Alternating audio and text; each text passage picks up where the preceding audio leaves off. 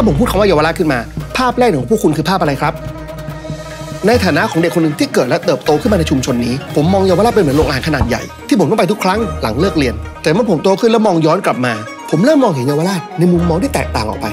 ชุมชนชาวจีนพ้นทะเลที่มีอายุกว่า133ปีที่เก่าแก่เป็นอันดับ4ของโลกทำไมคนจีนมากมายถึงอพยพมาอาศัยกันอยู่ที่นี่และส่วนมากมาแบบเสื่อผืนหมอนใบครอบครัวของผมก็เป็นหนึ่งในนั้นครับและสิ่งที่ผมได้ยินอากงอาม่าเล่าให้ฟังตั้งแต่เด็กๆเลยก็คือบรรพบุรุษของเรามาขึ้นฝั่งที่นี่ครับผมคิดว่าเสือสำเภามาถึงในกรุงเทพตรงที่เรายืนอยู่นะแต่ว่ามันไม่เหลือไอ้ท่าน้ำที่ผมก็ไม่รู้ว่ามันอยู่ตรงจุดไหนแต่ผมก็เชื่อว่าท่าเรือใดก็แล้วแต่ในกรุงเทพที่มันมีอยู่มันมักจะสืบทอดจากท่าเรือเดิมถ้าเราดูจากหลักฐานภาพถ่ายที่มีชัดๆก็คือสมัยรัชกาลที่4เราจะเห็นว่ามันมีเรือกลไฟหรือเรือสำเภาจอดอยู่แถวบริเวณพระบรมมหาราชวังมันก็เป็นไปได้ที่ว่าถ้าชาวจีนเขาอพยพมาอยู่เยาวราชในแถบนี้มันก็น่าจะมีท่าเรืออยู่แล้วตอนแรกที่คนจีนย้ายมาที่เมืองไทยเขามาทำอะไรกันครับส่วนใหญ่ในสมัยต้นรัตนโกสินทร์เข้ามาเป็นแรงงานเข้มข้นเพราะว่าในเวลานั้นเนี่ยช่วงที่ตรงกับสมัยรัชกาลที่4รัชกาลที่5ช่วงนั้นจีนนั้นอ่อนแอมากนะครับเนื่องจากถูกคุกคามจากตะวันตกอีกเหตุผลหนึ่งมันเกิดเหตุภัยพิบัติทางธรรมชาติโดยเฉพาะเรื่องของน้ำท่วมไม่มีที่ทำกินในที่สุดก็เลยจำเป็นต้องอพยพมาความคิดที่จะตั้งถิ่นฐานในเมืองไทยก็เลยเกิดขึ้นคนจีนก็เริ่มเก็บหอมรอมริบเพื่อจะผันตัวเองจากแรงงานเข้มข้นมาเป็นแรงงานทักษะเปลี่ยนตัวเองจากฐานะระดับล่างกลายเป็นชนชั้นกลางบางคนก็ผันตัวเองมาเป็นชนชั้นนำทางเศรษฐกิจได้สำเร็จเรารู้ถึงจุดเริ่มต้นของเยาวราชแล้วนะครับแต่ถ้าผมย้อนกลับมาที่คำถามแรกถ้าพูดถึงเยาวราชภาพแรกของพวกคุณคือภาพอะไรผมเชื่อว่านี่คือภาพที่คนส่วนใหญ่นึกถึงครับป้ายร้านทองที่เรียงรายสว่างไสวในช่วงกลางคืนหนึ่งในธุรกิจสำคัญที่ก่อตั้งคู่มากับถนนเส้นนี้ตั้งโต๊ะกลางนี่กี่ปีแล้วครับถ้ากิจการนะฮะ170 ปีครับ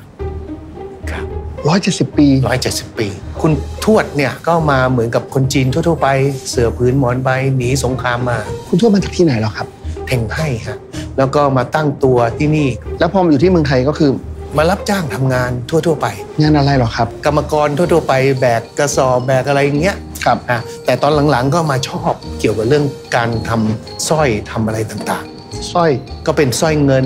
ตอนแรกไม่ได้เริ่มจากทองก่อนเริ่มจากสร้อยเงินก่อนการฝึกทำทองเนี่ยก็ฝึกจากเงินนะเพราะว่าเงินเนี่ยมันมูลค่ามันไม่แพงแล้วก็มีพื้นฐานอย่างเดียวกันถูกไหมใช่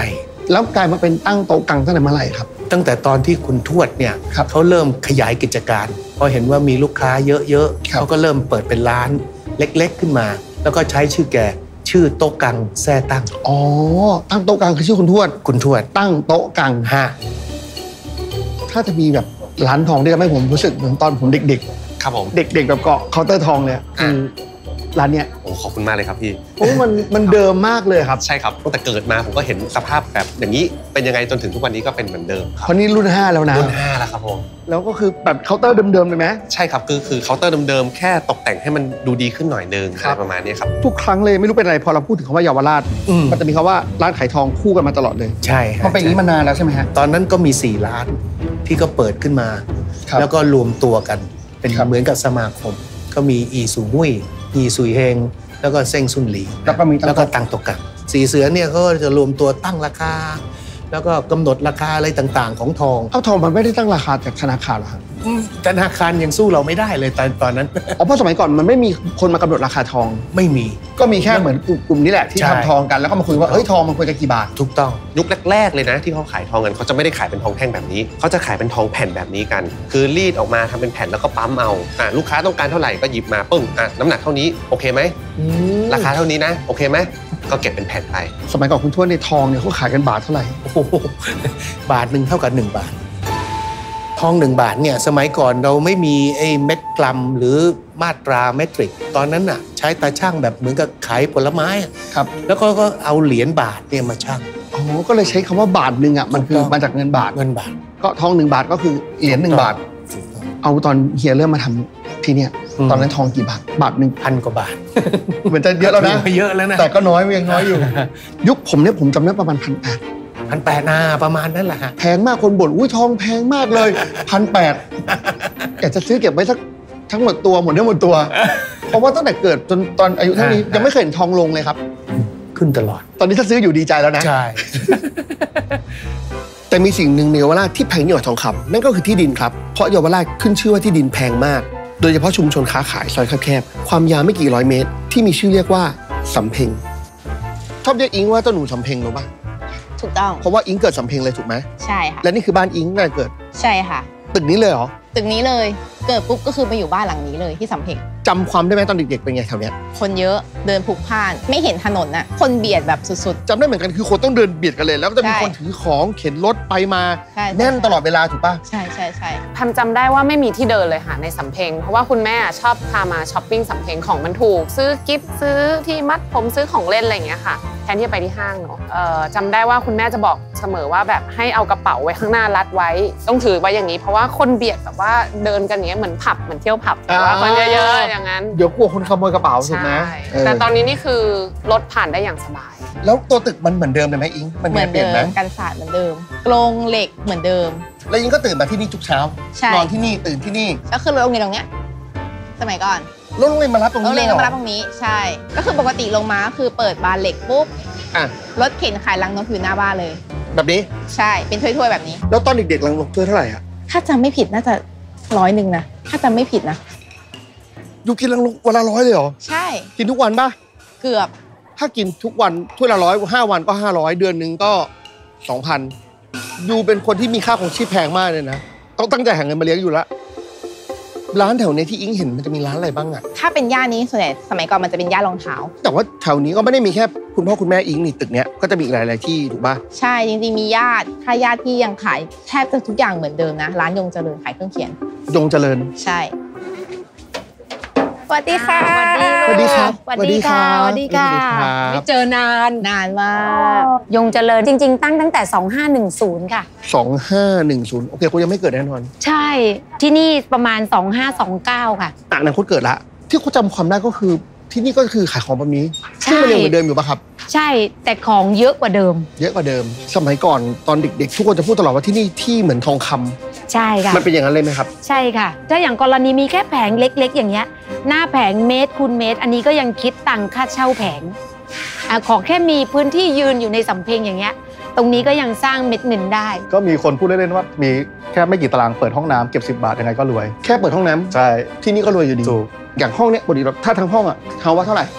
60,000 หรือ 70,000 ประมาณนี้แล้วแต่ทำเลครับพี่ แล้วอย่างเงี้ยถ้าเขามาแบ่งตู้อย่างเงี้ยตู้เท่าไหร่อ่ะ เท่าที่พอทราบมานะครับก็จะมีตั้งแต่ 2,500 2,000 ประมาณเนี้ยอยู่ที่ทำเลใกล้ทางออกไหมสมมุติว่าเข้าของเยอะอย่างเงี้ยแล้วขายไม่ทันหรือว่าสต็อกแบบมันค้างแล้วเสียดายอะสต็อกเก็บไว้เป็น10 ปีก็มีบางคนก็เก็บไว้เพราะว่ามันเสียดายอย่างสมมติเล่นๆของตรุษจีนอย่างเงี้ยมันข้ามไปคือหายไปเลย12 ปีสมมติปีนี้ปีมังกรแล้วแม่งขายไม่ได้ก็เก็บไว้อีก12 ปีก็ฝากไว้อย่างงี้ก็มี จริงไหมเขาบอกว่าเมื่อก่อนสำเพ็งเนี่ย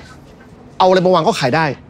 อันนี้จริงค่ะ คือจริงๆมันเหมือนกับว่าทุกคนทั่วประเทศก็จะต้องวิ่งมาที่นี่เพราะฉะนั้นถ้าเราจะเอาอะไรที่จะไปปล่อยทั่วประเทศลองมาวางที่นี่ดูแล้วสักพักมันก็จะกระจายไปทุกภาค แต่นี่คนสำเพ็งเขาขายของเสร็จเขายังนอนอยู่ข้างบนอยู่ปะ อย่างในซอยผมเนี่ยอาจจะมีประมาณ 6-7 หลังประมาณเนี้ยครับพี่ สมัยก่อนเลยถ้าเป็นร้านจีนคือเขาเป็นตึกแถวถูกป่ะ ครับ พอเริ่มเย็นพอประตูแงบลงหน่อยจะเห็นเขาตั้งโต๊ะกินข้าวกัน แล้วก็ ครับ ขึ้นมาอยู่บ้านนี้ ครับ แล้วตี4ตี5ก็ลงไปเปิดร้านกัน คนสมัยก่อนต้องยอมรับว่ารุ่นเจนก่อนเราขยันมาก ก็คือแทบจะแบบเปิด 24 ชั่วโมงเลย แล้วก็ อืม โต๊ะไม่ต้องมีโต๊ะกินข้าวชามเดียวแล้วก็กินคีบกินแล้วก็เสร็จ ใช่ป่ะ เสร็จก็ขายของต่ออะไรเงี้ยครับ เดี๋ยวนี้คนที่นี่เยอะอยู่ไหมครับสำเพ็ง ตั้งแต่โควิดจริงๆ ก็ถือว่าน้อยลงนะคะ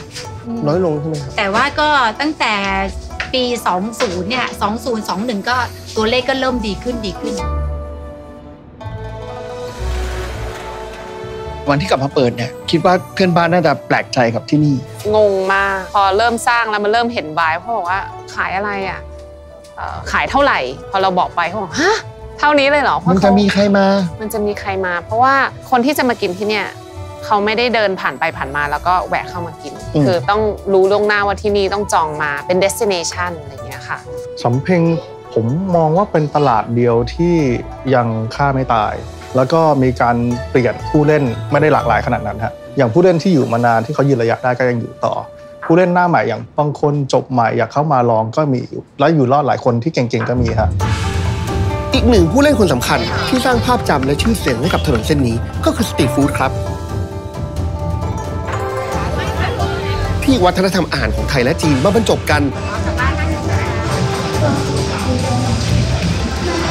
อร่อยมากนี่คุณจะกินอะไรก็ได้ในเยาวราชคุณกินกี่ร้านก็ได้แต่คุณต้องจบที่ร้านนี้นะเดี๋ยวนี้คนรุ่นใหม่เขากินส้มเช้งกันอยู่ไหม หลายคนไม่รู้จักครับ บางร้านก็ต้องอาศัยโชว์เอานะครับ ผมมาก่อนนั้นนี่2 วันปิดหมดเลย มีคนบอกว่าถ้าขายต้องมีเก้าอี้มีโต๊ะถูกไหมแต่เราว่าขายถ้าไม่ตั้งเก้าอี้ไม่ตั้งโต๊ะแปลว่าไม่ขายแล้วดีใจแล้ววันนี้ได้กินแล้ว มันคือส่วนคนรักการกินทั้งคนไทยและต่างชาติ แต่คุณเคยสงสัยไหมครับว่าคนที่เขาอยู่ในเยาวราชจริงๆอ่ะเขากินอะไรกัน ร้านนี้เขาอย่างว่านะเปิดมายาวนาน100 กว่าปีอ่ะ รู้ว่าที่คนจีนแต้จิ๋วป่ะครับ ใช่ครับ เหมือนผมถูกไหมคนจีนแต้จิ๋วเหมือนกัน แต้จิ๋วในเมืองไทยน่าจะเยอะคนแต้จิ๋วเยอะ เพราะว่าร้านนี้ก็เป็นน่าจะเป็นอาหารแต้จิ๋วเหมือนกัน ใช่ เพราะชื่อขนมจีบก่อนขนมจีบแต้จิ๋ว ไอ้นั่นน่ะก๋วยเตี๋ยวผัดแต้จิ๋ว ใช่สองอันนี้ก็ชื่อเมนูแต้จิ๋วเลยนะ ใช่ฮะ พูดถึงคนจีนแต้จิ๋วก็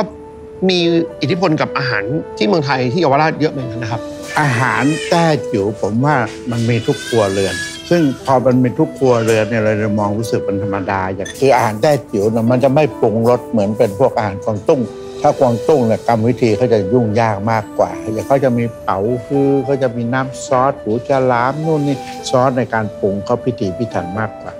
แต่คนจีนแต้จิ๋วจะใช้วิธีง่ายสดวัตถุดิบเท่าที่มีอาม่าอะไรเงี้ยทำให้ลูกหลานกินเป็นลักษณะนั้นเยาวราชกับลุงอ้วนผูกพันกันยังไงบ้างเกี่ยวกับเรื่องอาหารนะอย่างเยาวราชตอนเด็กๆเนี่ยตอนช่วงวัยรุ่นผมเคยมาอยู่แถวทรงวาดมาทำงานบริษัทเล็กๆกินเงินเดือนตอนนั้น600 บาทผมยังสามารถกินแพะตุ๋นหูฉลามได้ในราคาจานละ80 บาทแล้วถ้าตอนนี้มาเยาวราชลุงอ้วนกินอะไรนอกจากร้านนี้ร้านอาหารที่ทรงวาดร้านอาหารอุไรอาหารอุไรนี่เป็นร้านโปรดของผมร้านข้างหน้าเราเนี่ยก็จะมีซาลาเปาโบราณเป็นรถเข็นแต่ใช้หลีเป็นรถเข็นแล้วก็ทรงวาดที่ก็เป็นร้านก๋วยเตี๋ยวลูกชิ้นปลาตระกูลเหล้าทั้งหลายแหละเหล้าอร่อยหมดเหล้าสารพัดเหล้าเหล้าหมูเหล้าซ่าเหล้าเศษเป็นอย่างนั้นแล้วข้าวต้มอะไรมีร้านไหนไหมแถวเยาวราชที่เมื่อก่อนลุงอ้วนกินแล้วเดี๋ยวนี้ไม่อยู่ละมีหมูแดงเขาเป็นข้าวเหนียวแล้วก็เป็นหมูแดงราดซอสแล้วเป็นเขาเรียกข้าวเหนียวหมูแดงอร่อยมากผมเคยได้ยินผู้ใหญ่พูดคำนี้ตลอดเลยว่าร้านที่เขากินมันหายไปตอนผมเด็กๆผมไม่รู้หรอกมันว่าหน้าตาเป็นยังไงจนกระทั่งมันเริ่มมีร้านก๋วยเตี๋ยวบางร้านที่ผมกินที่เยาวราชแล้วหายไปแล้วจริงๆบางร้านมีลูกรุ่นสื่อสารต่อกันมาบางร้านหมดและหมดยุคนี้อาหารอย่างนี้เราไม่เจออีกแล้วจากที่คนต้องทำใจก็มันก็เป็นเรื่องปกติธรรมดาของโลกนี้ที่ร้านที่เราชอบอาจจะหายไปวันนึงแต่ยังดีใจที่ร้านนี้100 กว่าปียังอยู่นะเมื่อก่อนมันเป็นแก้วไม่ใช่หรอครับเนี่ยซื้อติ๊กโชว์แต่ยันน่ะยังอยู่เหมือนเดิมใช่ยันฝั่งนี้เนี่ยมันจะเป็นแก้วหมดเป็นยันอันนี้ใช่ไหมอันนี้เดี๋ยวซื้อไปให้แบบไอ้เนี่ยต้มเลยพวกขนมจีบนะอันนี้ต้องมีเลยทุกบ้านอย่างนี้คุณเรียกขายต้องเรียกอะไรโชว์หวยใช่ไหมโชว์หวยนางตาโชว์หวยแต่ต้องบอกว่านี่เป็นโชว์หวยที่ใหญ่กับพิเศษหน่อยมาที่นี่เขาจะเว้นคืนหรอใช่กำลังจะเว้นคืนข้างในหมดแล้วนะทำไมอ่ะรถไฟฟ้าความเจริญมาถึงนะพอความเจริญมาถึงทุกอย่างที่เป็นเก่าๆมันก็จะหายค่อยๆหายไปตลาดนั้นด้วยใช่ร้านนี้ด้วยเหรอใช่มาเดินเยาวราชตอนนี้ม้าจะมาเดินแล้วม้ารู้สึกว่าที่ของม้าที่เป็นคนแก่เดี๋ยวนี้มันค่อยๆหายไปอย่างสมัยก่อนม้าเดินเพาลัดหรือไปเดินอะไรมันเปลี่ยนแปลงไปหมดแล้วเนี่ยมาจากการที่ม้าเคยซื้อก็ทำบางอย่างมันก็เจริญม้าก็เห็นด้วยว่ามันเป็นความสะอาดแต่บางทีมันไม่มีชีวิตของผู้คนไปแล้วม้าว่ามันเปลี่ยนแปลงตรงนี้ย้ายมานานยังฮะตรงนี้เพิ่งย้ายมาประมาณ2 เดือนครับที่เก่าเราเปิดมากี่ปีแล้วครับที่เก่าก็ประมาณ80 ปีแล้วครับ80 ปีตั้งแต่ดั้งเดิมเป็นที่อากงก่อตั้งมานี่ก็เกือบจะ90 ปีแล้วค่ะนี่ก็เปลี่ยนจากร้านยงยืนมาใช้นิวยืนยงเมื่อปี66 ปีที่แล้วค่ะคือหมดสัญญากับทางทรัพย์สินค่ะเราก็เคยต้องย้ายมาอยู่ที่นี่อันนี้มาด้วยนะอันนี้ตัวเดิมอันนี้ทุกอย่างที่ตรงนั้นทุกอย่างเลยเหมือนเดิมหมดแต่แค่เป็นที่เขาเวรคืนที่ซอยแปลงนามก็ประมาณ13 ปีตั้งแต่มีรถไฟฟ้าเข้ามานั่นแหละเป็นจุดเริ่มต้นของเยาวราชมีการเปลี่ยนแปลงเมื่อก่อนเนี่ยเส้นเยาวราชมันยังไม่พลุกพล่านขนาดนี้ก็จะขายเป็นบ้านซะส่วนใหญ่แต่เดี๋ยวนี้ทั้งกลางวันกลางคืนสตรีทฟู้ดขายของนี่มันจะเต็มทึบเลยตอนจะย้ายเคยมีแผนบ้างไหมฮะว่าอยากจะไปข้างนอกไปที่อื่นเลยมีไหมไปดูไหมว่าจะไปที่อื่นแล้วมาสุดท้ายยังอยู่ตรงนี้ครับใช่ตรงนี้เพราะว่า ลูกค้าเราก็คือเขามาเยาวราชก็คือเหมือนเป็นแบบเป็นแลนด์มาร์คหนึ่งในเยาวราชไปแล้วเป็นเพราะว่ายังรักเยาวราชอยู่เราได้เติบโตจากเยาวราชนี่มาเราก็ไม่อยากสามารถจะทิ้งจากถิ่นของเราไปมันเหมือนเป็นความผูกพันเยาวราชนี่คือพี่ว่าไม่มีวันตายอ่ะคือว่ามันเป็นเส้นที่เป็นตำนานเลยนะคะเพราะว่าทั้งอาหารทั้งร้านทองทั้งอะไรศาลเจ้าที่จะให้คนจีนมาไหว้เจ้าอยู่เรื่อยๆอะไรอย่างเงี้ยมันไม่หนีไปไหนนะคะเยาวราชก็คงอยู่ที่เดิมเนี่ยค่ะพอมาแถวนี้คิดถึงความทรงจำตอนพวกเด็กๆหลายอย่างเนาะมันมีความทรงจำอะไรเกี่ยวกับเด็กๆของม้าเกี่ยวเยาวราชบ้างไหมถ้าความทรงจำเกี่ยวม้าเกี่ยวเยาวราชก็จะเป็นเรื่องกลิ่นม้าว่ากลิ่นใช่ม้าว่าเวลาม้ามาเยาวราชเนี่ยม้าเวลาเข้าซอยเนี่ยมันจะมีกลิ่นเฉพาะของมันจริงด้วยโค้ชสังเกตไหมตอนที่ม้าพาไปโค้ชอยู่ตอนเด็กมีอันเป็นร้านเป็ดร้านไก่ที่ทั้งแถวเลยมันจะมีกลิ่นของเป็ดของไก่เวลาเทศกาลน่ะเป็ดสดๆเห็นไหมที่เขาเชื่อดเวลาเราจะไปทำซอยอะไรนะม้าอยู่ข้างๆกับซอยคาเท่หรืออะไรถ้าปัจจุบันก็คือซอยมังกรถูกไหมนะครับตรงในนั้นจะมีขายเป็ดขายไก่ต้องเข้าใจว่าเมื่อก่อนเป็ดไก่เรากินค่อนข้างสดเมื่อก่อนไม่มีตู้เย็นเนาะเราก็อยากจะกินเป็ดไก่ได้เนี่ยก็ต้องไปเลือกตัวแล้วก็คัดมาเลยคัดปุ๊บเชือดปั๊บตรงนั้นเลยก็จะมีสมัยก่อนมีไก่ดำก็จะเห็นใช่ไหมครับหรือว่าจะเลือกเป็นไก่ตัวผู้ตัวเมียมันไม่เหมือนกันแล้วมันจะมีอีกซอยหนึ่งที่เมื่อก่อนตอนเด็กผมไปเนี่ยก็คือตอกโรงหมูในปี 2470 กว่าครับบริเวณนั้นมีโรงฆ่าหมูเหรอครับทีนี้โรงฆ่าหมูต้องเข้าใจว่าผมไม่ได้มาฆ่าตลอดอาจจะต้องมาพักอยู่ใช่ไหมครับแต่ว่าอย่างที่บอกว่ามันไม่มีตู้เย็นของมันต้องสดมันต้องคำนวณใช่ไหมครับเอาหมูมาพักไว้นะครับแล้วก็ถึงเวลาก็ฆ่าส่งแต่ที่อันนึงที่ผมเจอประจำคือเวสป้าแล้วก็ขับเอาหนังหมูเนี่ยขนไปเต็มเวสป้าแล้วข้างหลังตัวเวสป้าเองครับเหมาะกับพื้นที่ขนาดเล็กทุกน้ำหนักได้มากสอดคล้องกับวิถีชีวิตของคนที่ทำเพลงมันมีแต่ซอกเล็กซอกน้อยต้องเลี้ยวเล็กเลี้ยวน้อยนะครับนี่ไงต้องเวสป้าแบบนี้เลยนะใช่ไหมต้องเวสป้าแบบนี้เลยหรือบางซอยที่โค้ชเคยไปจำได้ว่าแบบอย่างเส้นโค้ชไปทรงวาดก็จะมีกลิ่นของความเป็นเครื่องเทศถ้าเป็นสมัยก่อนม้านั่งสำล้อผ่านไปพอเลี้ยวเข้าทรงวาดเนี่ยหัวหอมหัวกระเทียมมีกลิ่นกระเทียมใช่ทรงวาด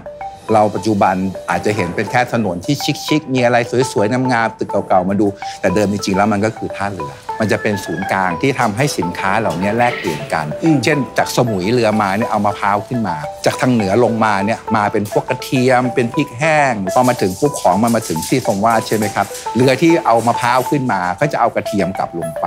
เรือที่เอาพริกมาส่งเอากระเทียมมาส่งก็จะเอามะพร้าวเนี่ยกลับไปทางเหนือทั้งหมดเนี่ยมันคือการแลกเปลี่ยนสินค้ากันเมื่อก่อนทรงวาดเนี่ยกระเทียมกับหอมแดงเนี่ยครับเกลื่อนเวลาผมเรียนที่เผยอิงไงเดินกลับบ้านเนี่ยเดินเก็บกระเทียมกลับบ้านเลยเวลาคุณเอากลับไปสักพวงให้แม่คุณจะโอ้ลูกรักของแม่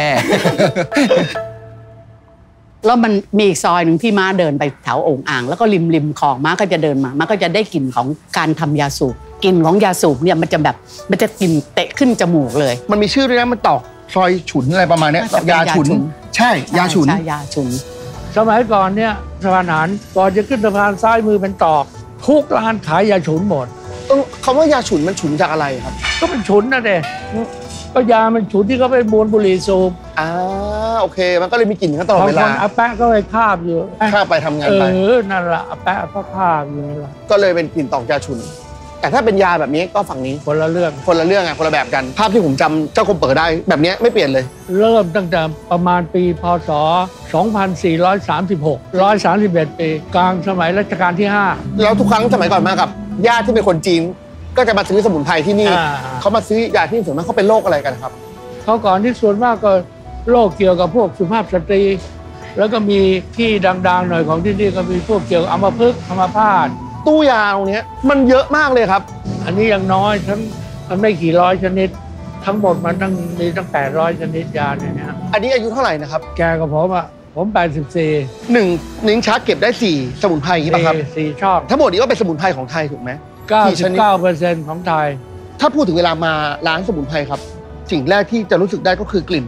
ที่ได้มันเป็นกลิ่นจากอะไรเป็นหลักโปยกากกบเชยกวานการพูยี่ลาพวกนี้ฉุนหมดฉุนหอมฉุนดมแล้วเจริญอาหาร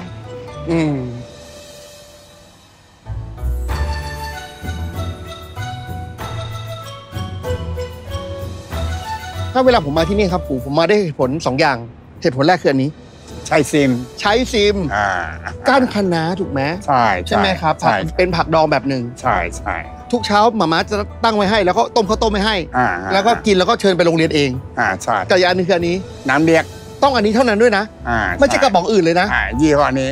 ทำไมต้องเป็นแต่ยี่ห้อนี้ครับกูยี่ห้อนี้อร่อยที่สุดแล้วสุดแล้วเนาะไม่รู้กูเคยดูแฮร์รี่พอตเตอร์ไหมมันจะมีตอกหนึ่งกูชื่อว่าไดอากร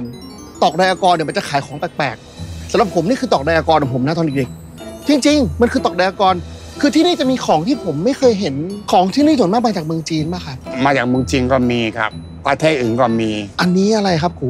ปิงปิงมันมีหลายแบบเหมือนกันนะครับปิงมีต้องเยอะแยะเลยเนี่ยผมไม่เคยคิดว่าปิงถุงนึงมันจะราคาขนาดนี้เลย12,500เหรอครับนี่แค่6 ขีดนะ6 ขีดแค่6 ขีดโอ้โหที่แขวนอยู่บนหัวเพียบเลยกระเพาะปลาป่ะครับนี่กระเพาะปลา1,000 กว่าบาท1,000ไปจนถึง10,000 20,000 30,000 40,000ก็มีนะราคามันขึ้นกับอะไรอะครับยิ่งเก่ายิ่งแพงทำไมกระเพาะปลามันยิ่งเก็บมันยิ่งแพงอะครับก็ยิ่งเก็บมันก็ยิ่งเหี่ยวเข้าไปมันก็ยิ่งเบาตาช่างราคาพอยิ่งเก็บมันยิ่งหดจากใหญ่เท่านั้นอาจจะลดเหลือเท่านี้เพราะฉะนั้นนี่คือคนมีตังกินผมนึกนี่ไงครับต้องของรวยนี่ไงไอ้นี่ของรวยก็กินได้ปัจจุบันผมเห็นเขาว่าเกาลัดเต็มทั้งเยาวราชแล้วนะเนี่ยเรามองไปเนี่ยแค่ผมยืนตรงนี้ผมเห็นก็เกาลัดเต็มไปหมดเลยประมาณ40ร้านค้าในย่านเยาวราชอย่างเชียงปู่นี่กี่ปีแล้วครับเชียงปู่นี่ก็ประมาณ60-70 ปีแล้วเกาลัดนี่เริ่มมาประมาณ30 ปีก่อนอันนี้เป็นยุคของพ่อผมครับคุณพ่อผมก็นำเข้ามาจากประเทศจีนเป็นเจ้าแรกที่นำเข้าแล้วก็เป็นเกาลัดคั่วเจ้าแรกในประเทศไทยนวัตกรรมทุกอย่างที่เกี่ยวกับวงการเกาลัดเกิดจากที่นี่ทั้งหมดแต่เวลาผมมาที่ร้านนี้ครับผมไม่ได้มาซื้อแค่เกาลัดนะผมมาซื้อผลไม้ต่างๆเวลาไหว้นี่อะไรขายดีสุดนะครับถ้าไหว้เจ้าแอปเปิ้ลสาลี่องุ่นส้มอะไรอย่างนี้ที่ต้องมีแน่นอนในการไหว้เจ้ายิ่งเวลาไหว้เจ้านี่ยิ่งขายดีนะเพราะว่าเวลาไหว้เจ้าทีไรชอบซื้อผลไม้ให้กันที่บ้านผมเป็นใช่เหมือนซื้อเสร็จไหว้เสร็จต้องรีบแจกใช่นั่นคือยุคหนึ่งแล้วฮะยุคปัจจุบันไหว้2 ลูกพอเมื่อก่อนนี้เราจะเห็นว่าเฮ้ยเวลาไหว้ทียิ่งตั้งใหญ่รู้สึกว่าความก้าวหน้าเนอะอะไรอย่างนี้เดี๋ยวนี้ก็ตั้งเอาแค่พอกินพอดีมินิมอลตู้เย็นเก็บไม่พอ อีกภาพจำหนึ่งสำหรับผมเยาวราชคือความสนุกครับมันคือสีสันของความสนุกที่เกิดจากการเฉลิมฉลองคนไทยเชื้อสายจีนอย่างเราอยู่กับเทศกาลแทบจะทั้งปีโดยทุกเทศกาลก็จะมีผู้คนมากมายมาที่นี่เพื่อร่วมเฉลิมฉลองและเสริมสิริมงคล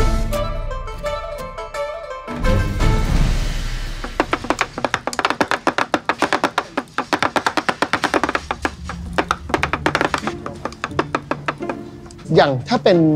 ตรุษจีนนะครับคำที่ส่วนมากคนจีนเขาชอบให้เขียนคำอะไรครับก็มีการค้าเจริญรุ่งเรืองเงินทองไหลมาเทมานี่คือคำที่เขาชอบเขียนกันใช่ภาษาจีนอ่านว่าแซอีเฮงลง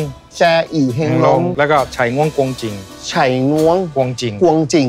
นี่คือ2 คำที่คนจีนนิยมเขียนวันตรุษจีนเหรอครับใช่นิยมมากเพราะเขาเปิดชิว4ชิวอีกเงี้ยเขาเปิดขึ้นมาให้เงินทองไหลมาการค้าเขาเจริญก้าวหน้ารุ่งเรืองเวลาเทศกาลไหนของจีนคนจีนจะสนใจความร่ำรวยมั่งคั่งมากเลยใช่จะมีแต่คำเกี่ยวกับเงินทองใช่ไหมเฮียใช่มันมีคำว่าอะไรบ้างครับที่แบบใช้ธงซี่ให้ก็เงินทั่วโลกมีทั่วโลกหมดเลยมีเงินทั่วโลกมีเงินให้อยู่ทั่วโลกมีอะไรครับแล้วก็หลีตักซัมกังก็ทรัพย์สินเยอะๆทั่วโลกเรามีทรัพย์สินทั้งโลกเรามีแล้วก็มีพวกไต่เตี้ยมหงโต้ให้กิจการใหญ่โตและลูกค้ามาเยอะๆวงเซียงหุกยิบลูกค้ามาอย่างเมฆหมอกมาเต็มร้านเลยสิ่งหนึ่งที่สงสัยคือด้วยวิธีการรูปแบบการเขียน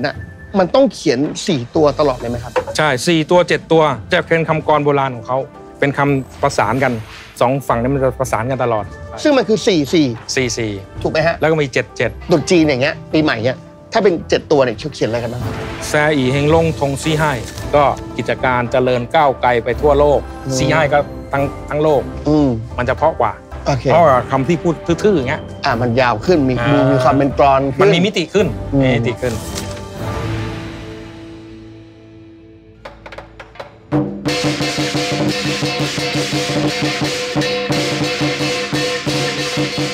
ทำไมคนจีนเวลาทำอะไรที่มันเป็นเรื่องของงานมงคลต้องมีสิงโตครับ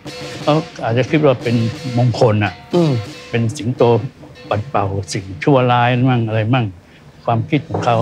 อาจจะทำให้รับสิ่งดีๆเข้ามาในกิจการในบ้านทำให้บ้านเจริญรุ่งเรืองก็ได้ทีนี้มันจะมีสิงโตกับมังกรมันต่างกันยังไงครับความเชื่อเขาว่ามังกร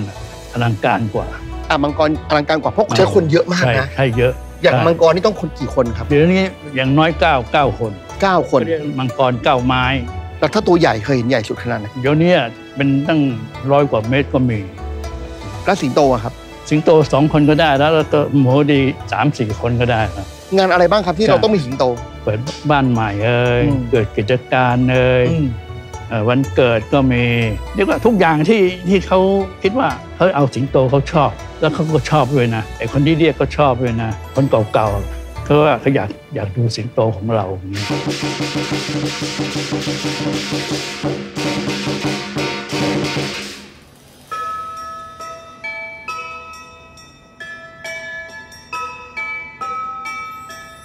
ทุกครั้งผมจำได้ว่าพอไหว้เสร็จก็ต้องมีนี่สีท็อปคุณนะแล้วพอไปไหว้มันเกิดอาม่าก็จะให้เรากลับมาแล้วก็อวยพรเรา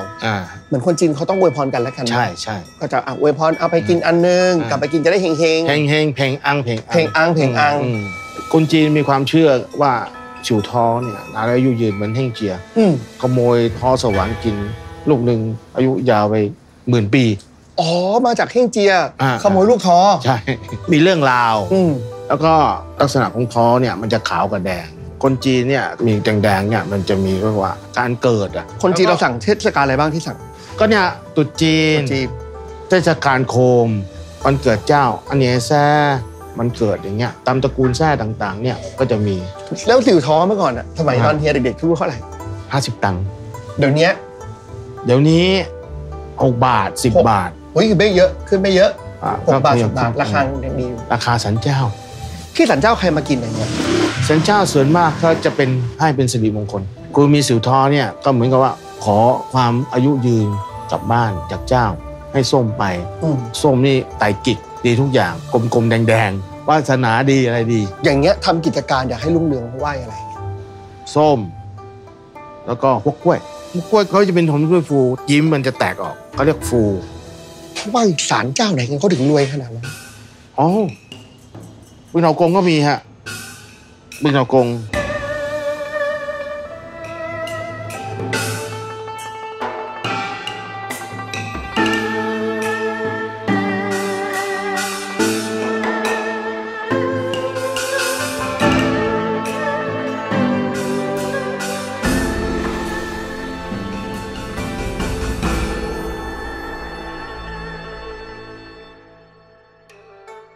ผมคิดว่าเสน่ห์ของเยาวราชเกิดจากประวัติศาสตร์อันยาวนานกิจการที่ก่อตั้งโดยคนจีนสูตรอาหารที่มาจากโขนทะเลและวัฒนธรรมความเชื่อต่างๆที่เชื่อมโยงให้ถนนมังกรเส้นนี้มีเอกลักษณ์เป็นของตัวเอง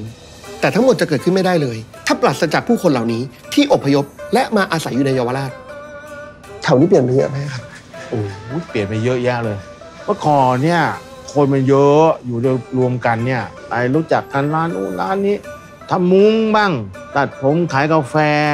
มันอยู่ติดกันหมดไปที่ไหนก็ทักทายก็เป็นเหมือนแบบเป็นญาติมิตรสหายที่ว่าคนนี้ขายอยู่ตรงนี้เขามาลูกน้องมาซื้อเขาขายเราก็ถามเผื่อเราจะกินเขามั่งก็ทักทายกันไปถามไทยถ้าสมัยก่อนเนี่ยเวลาผมเดินออกมาจากที่บ้านปุ๊บสามารถเดินทักได้ตั้งแต่หัวถนนเยาวราชจนถึงท้ายถนนเยาวราชสามารถทักได้ทุกบ้านรู้หมดบ้านไหนใครทำอะไรลูกหลานใครเรียนไหนทำอะไรหวัดดีอาโกหวัดดีอาเจ้หวัดดีอาม่าหวัดดีแต่ถ้าปัจจุบันเดินทักข้ามกันเลยเพราะว่าคนที่มาใหม่ไม่รู้จักทักบ้านหนึ่งข้ามไป3 บ้านถูกฮะตั้งแต่คนเด็กๆเขาจะมีญาติที่เป็นคนจีนเขาจะพยายามบอกตลอดว่าเขาชอบมากเลยเวลาขายเหมือนกันแล้วติดอยู่กันจริงไหมใช่ไม่กลัวแย่งลูกค้ากันหรอครับไม่ต้องอิจฉากันต่างคนต่างขายคนได้ผู้เก่งหน่อยนี่ไซส์ดีหน่อยก็ขายเยอะหน่อยเพราะว่าถ้ามีแค่ร้านเดียวอยู่อาจจะเป็นเงาแต่พออยู่กันเป็น10เป็นร้อยร้านมันถึงเป็นเยาวราชถูกไหมใช่ถ้าอยู่เรื่องร่างเดียวนะอยู่ไม่ได้ตัวนี้แถวนี้เปลี่ยนไปเยอะไหมครับเปลี่ยนเยอะค่ะร้านเครื่องเขียนเองสมัยก่อนเนี่ยค่ะมีอยู่ประมาณน่าจะสัก10 ห้องมี10 ร้านเดี๋ยวนี้ก็อาจจะเหลืออยู่แค่ 4-5 ร้านน้อยลงใช่จริงอยากเชียร์ให้คนไทยกลับเข้ามาอยู่สำเพ็งกันเยอะเพราะว่าไม่อยากเสียพื้นที่ทองคำให้คนจีนเจนใหม่ที่เข้ามาคนจีนเจนใหม่หมายความว่าคนที่แบบทุกหม้อข้าวจากเมืองจีนมาเลยเงินเขาเหลือทำไมถึงจะรอดแบบเฮาอะ โอ้ผมโชคดีว่าน้องเก่งกันแล้วก็น้องคอยช่วยแล้วก็ต้องขยัน2คือมีเวลาดูแลผมว่ายังไงก็รอดพี่ทุกที่เลยไม่รู้แพมจำได้หรือเปล่าตอนเรามาถ่ายตึกนี้ครั้งแรกตึกนี้แหละที่มันสว่างมากๆเลยแต่เรากลับมาล่าสุดที่เรามาถ่ายงานอันเนี้ยแพมเห็นไหมว่ามันตรงนี้มันเริ่มสว่างสวยขึ้นเรื่อยๆเหมือนที่ลาตะเกียงมันค่อยๆสว่างขึ้นเรื่อยๆแพมว่าเป็นเจนใหม่แล้วกันค่ะที่เขา appreciate ความเป็นดั้งเดิมอยากจะเก็บความสวยด้วยการเวลาเนี่ยเอาไว้ความจริงคนที่กลับมาทำก็เป็นเจนที่พ่อแม่อยู่แถวนี้เยอะเหมือนกันนะคะแต่ว่าเป็นเจนข้ามมาสมมติว่าคุณปู่ทำคุณพ่อไปทำอย่างอื่นแล้วก็หลานเนี่ยกลับมาทำเริ่มกลับมาอินกลับมาเห็น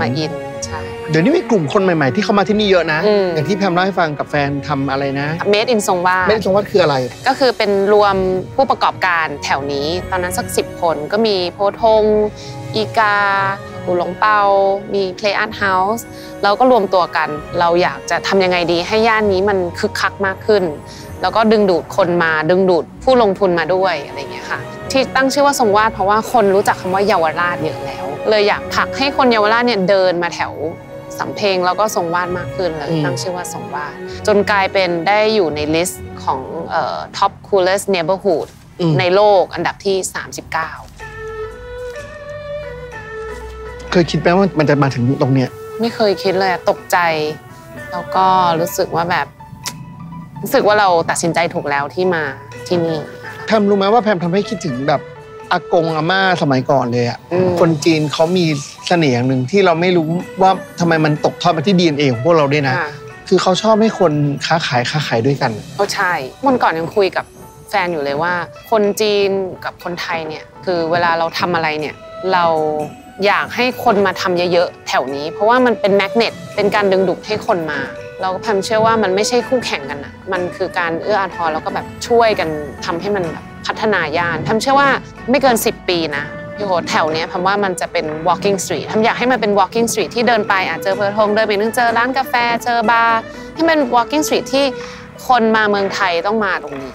ต้องมาที่สำเพ็งต้องมาที่ทรงวาดใช่แพมว่ามันจะเป็น walking street อีก10 ปีนะเรามาเจอกันค่ะดูว่าตอนใหม่นะได้ตอนนั้นมันจะสว่างเหมือนเส้นหลักไหมนะต้องสว่างแน่นอนแต่ถ้ามันสว่างจำไว้ว่าเริ่มจากคุณขอให้เป็นอย่างนั้นค่ะ